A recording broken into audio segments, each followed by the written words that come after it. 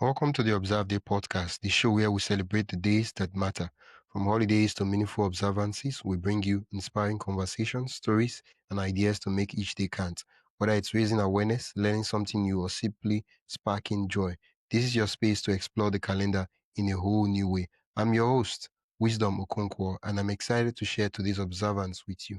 Let's dive in. Today on the Observe Day podcast, in celebration of National Reading New Book Month, we explore how books can become lifelines especially during seasons of loss. Our guest is Angela Clement, a certified grief coach, spiritual healer, and author whose powerful book, Awakening Through Grief, has helped hundreds find light after devastating loss. From losing her husband of 35 years to interviewing over 100 experts on grief and spirituality, Angela has transformed her pain into a pathway for others. Today, she joins us to talk about reading, healing, and how a single book can be a doorway to renew purpose. Welcome to the podcast, Angela. Yeah, thank you for having me. I'm honored to be here. Yeah.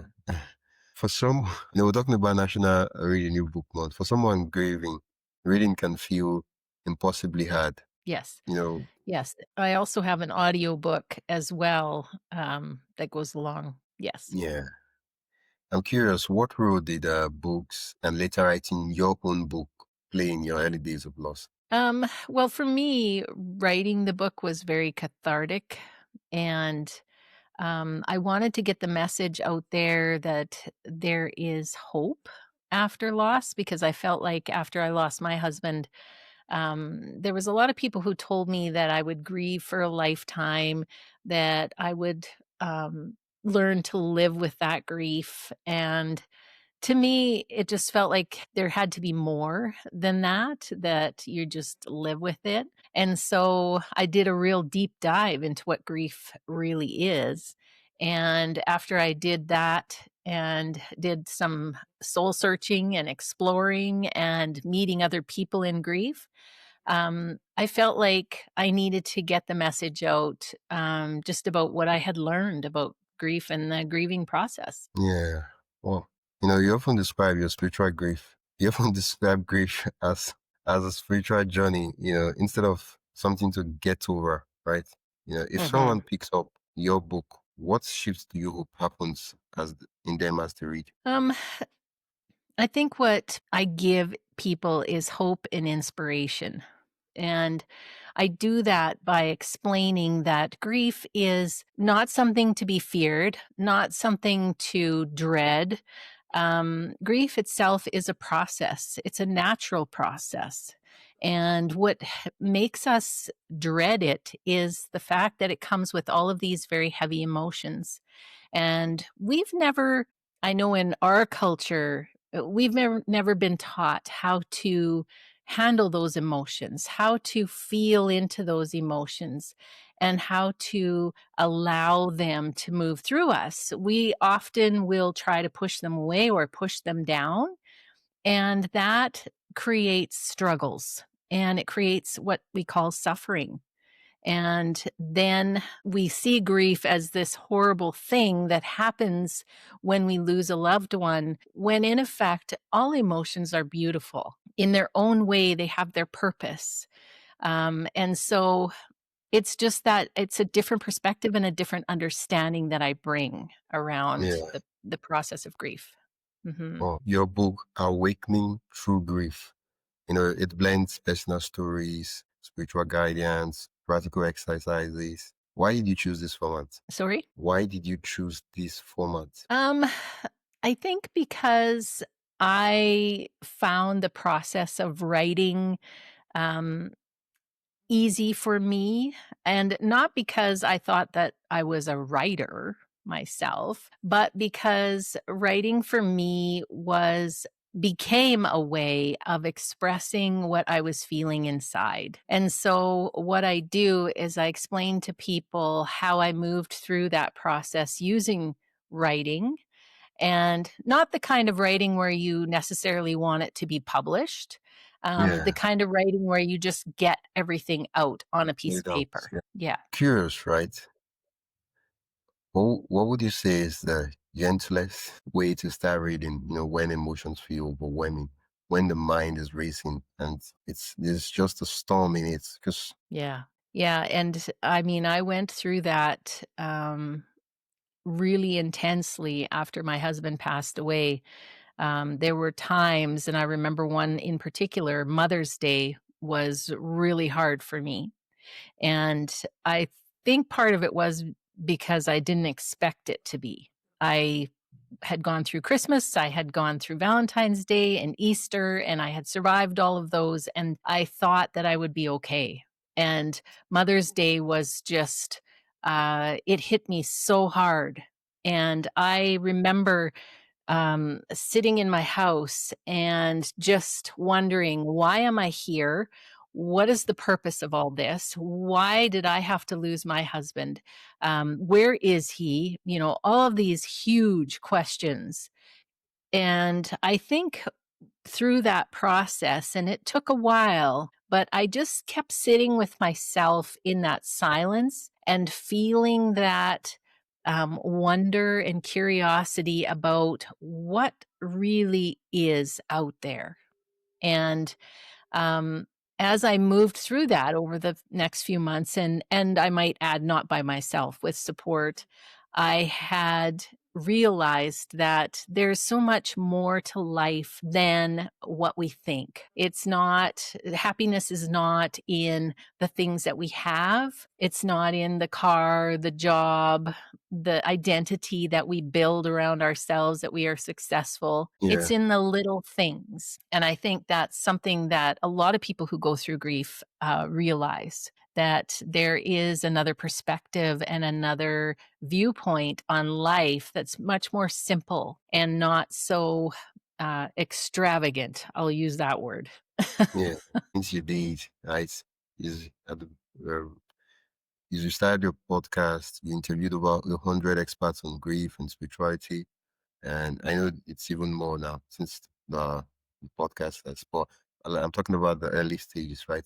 Now, what insights from Mhm. your guest influenced the pages of your book the most? I think the thing that I really realized was that all of these people had in common a similar path or journey.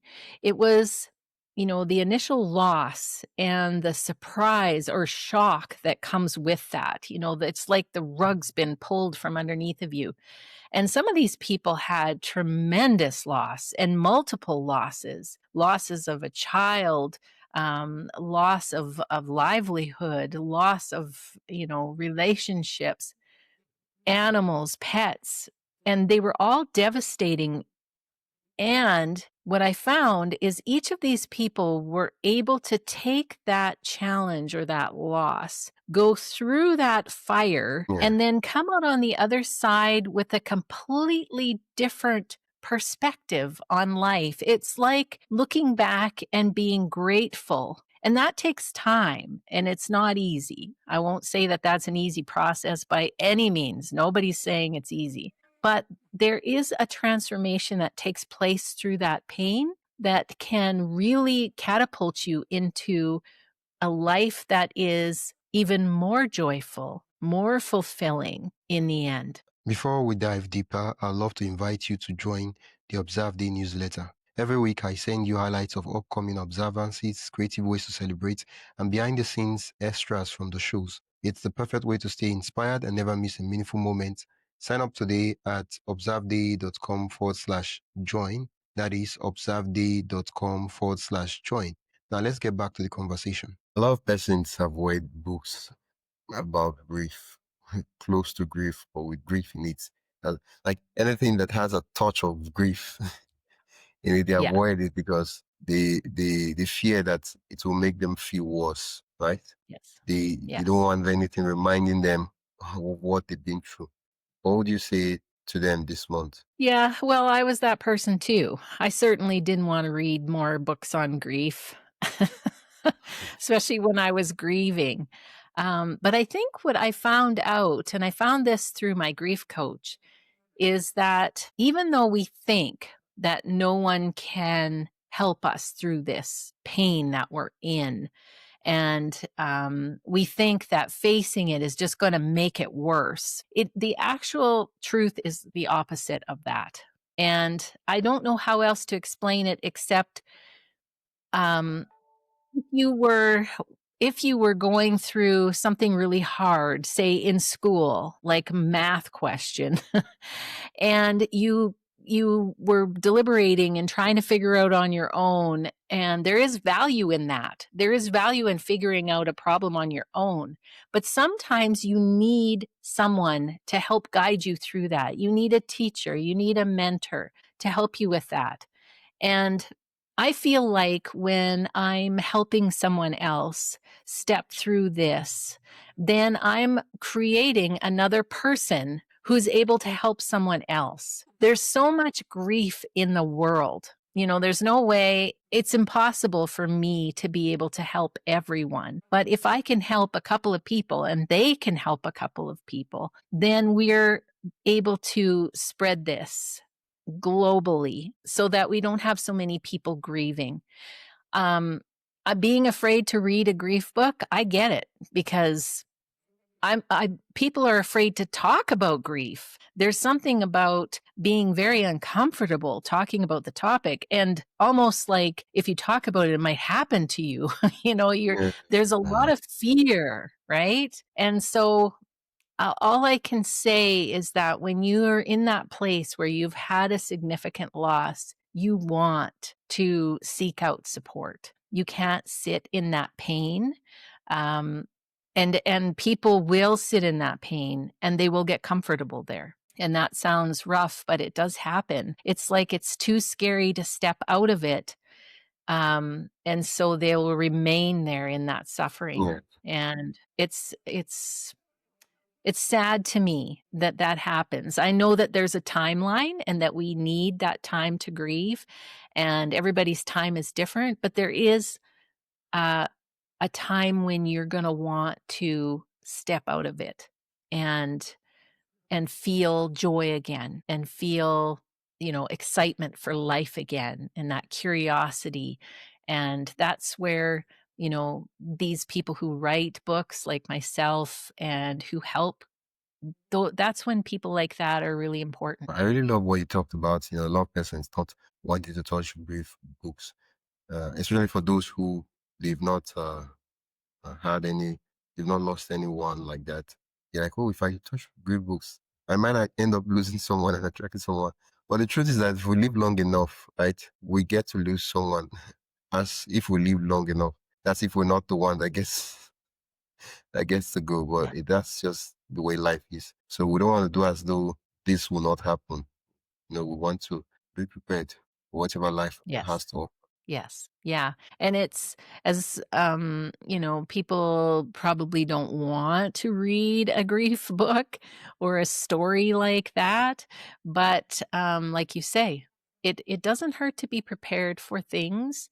And this book that I've written is really not about, you know, telling a sad story. It's about how we can move through some really difficult and hard things. We are wired for resilience. We are Yeah. wired to be able to move through this stuff. And so we don't need to be afraid of these things happening to us. And I'm going to ask this question, even though I know you have a grief book, but do you believe a book can change someone's healing path and help them um, put them on the right path in terms of recovery? Absolutely. I absolutely believe that. In fact, when my husband was sick with colon cancer and I was really having that anticipatory grief, you know, and I didn't realize at the time I was grieving, but I was grieving the loss of my husband long before he was gone. He was sick and he wasn't the person that I knew. And so one morning I woke up, and when you're in that kind of sleep and waking up, sometimes strange things happen. And this particular morning, I heard, read A New Earth. And Wow. so I got the book, A New Earth. And I read that book, and it really changed the way that I was approaching life. And it gave me ideas and insights that I would have never had otherwise. And I really think that it's the basis for what I believe now, spiritually.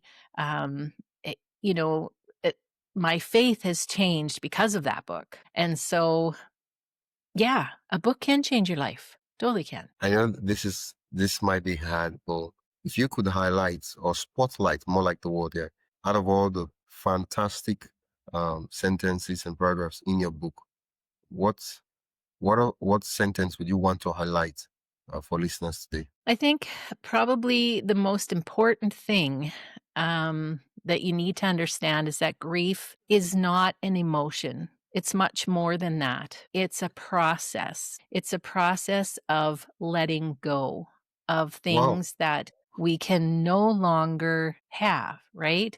It's letting go because life is always changing. And so we always look at grief as a sadness or a sorrow. I see it as a process. And so the whole book is around why I feel that way. This exact statement you just said, sometimes we see grief as an emotion, but it's beyond that. It's about letting go of the things we cannot have. Is that exactly in your book? I don't know That's if like that's an really profound. exact quote, but I am talking about that a lot in the book. Yes. I love that. Oh, it's about letting go of the things we cannot have. Yes. Yes. And we're constantly grieving in life because life is always changing. Even when we leave the womb, we our environment changes and we grieve. And all grieving is different. You know, when you leave grade 1 and go to grade 2 and you have a different teacher, there is grief that takes place there. We don't recognize that so much. We think of grief as a loss of a person normally, but it can be the loss of anything. Anytime we have to change and let something go, even when we have to end a really good day and go into a new day, we have Yeah, to let it go. It's just grieving is that natural process that we have to go through in life. yeah. Oh, thank you so much for such a profound way of ending an episode. Yeah. Where can listeners learn more about you? Of course, you do have a podcast. I don't think we mentioned the podcast name enough in the conversation, and also connect with you. Where can they do that? Yeah, so everything is on my website, which is healingenergy.world. And you will find, yeah, my podcast links are there, my blog posts, the link to my book, the audiobook, all of the things I offer, such as group support, one on one support, angel readings, all kinds of stuff on there. So just check out the website. Yeah. What's the name of the podcast? The book is The podcast. Healing or the podcast. Yeah. It's Awakening. Yeah. No, it's not Awakening Through Grief. It is, I'm drawing a blank. What what's happening? Okay, take your time. No, no worries. um, Let me know when it comes to Awaken you. Your Soul's Journey. That's what it is. Yeah. Okay. What about the book? The book is called Awakening Through Grief. And I'll Okay. just show it here, actually, so you can see it. There we go. Yeah, I think the last time we spoke, you told me that you took that photograph. Yeah, actually, that photograph is me standing in my in the Cypress Hills, which is a place where I have a seasonal spot. I camp there, and Yeah, I had a photographer take a picture of me there. Yeah, yeah, yeah, you did tell me. Thank you so much. I'll put the links you mentioned in the description. Thanks for sharing um that advice with us and also talking about your book. yeah. Thank you. Yeah. I'll stop. That's it for today's episode of the Observe Day podcast. Thank you for spending your time with us as we explore today's observance. If you enjoyed this episode, be sure to subscribe wherever you listen to podcasts and share it with a friend who'd love to celebrate life special days too. Don't forget to join the newsletter at observeday.com/join for more observance stories, tips, and updates. Until next time, keep finding meaning in every day.